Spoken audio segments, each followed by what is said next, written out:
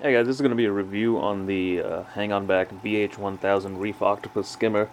Now, my tank is pretty successful, so I owe some of that to the skimmer itself, but if you have the opportunity to have a sump and an in-sump skimmer, I highly suggest you do so. I didn't have that opportunity because, well, I didn't want to drill this tank and someone just gave it to me. It was like an old cichlid tank. And in hindsight, I probably should have drilled it and I should have installed a sump, but I didn't. So here it is. It's very simple to install. You just hang it on the back and you turn it on.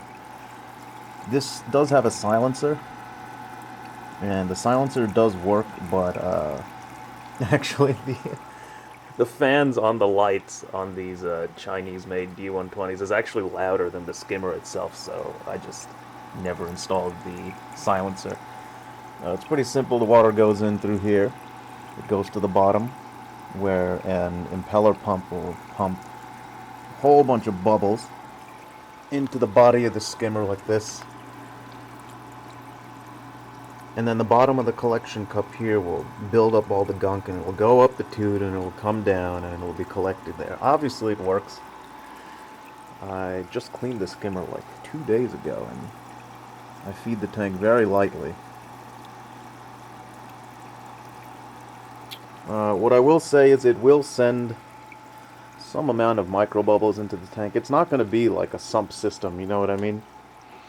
Because there's really no way you can have a bubble trap. It's okay right now.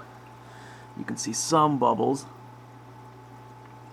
I know that may be annoying to some people, but I really don't mind at all. Some days it'll have no bubbles, some day it'll have a lot of bubbles. That's just the price you pay for not having a sump. This is just an experiment I did. I'll make another video on this some other time. But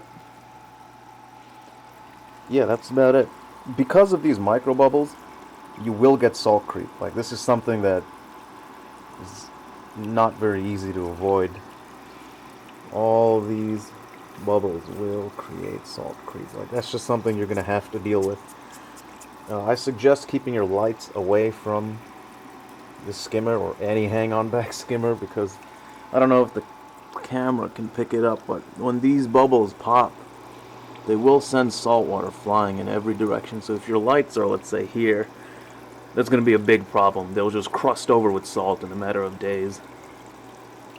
Now, something to keep in mind, skimmers perform best when the water level doesn't change.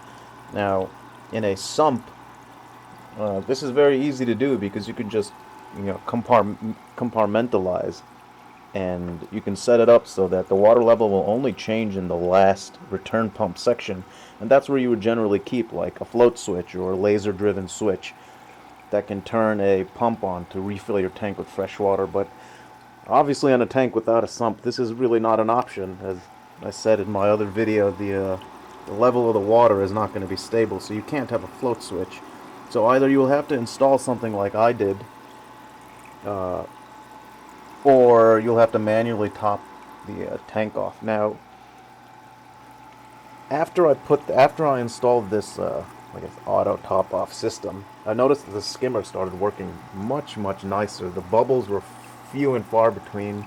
The skimmate became darker. I had to fiddle with it a lot less. The salt creep, went down a bit because of the bubbles.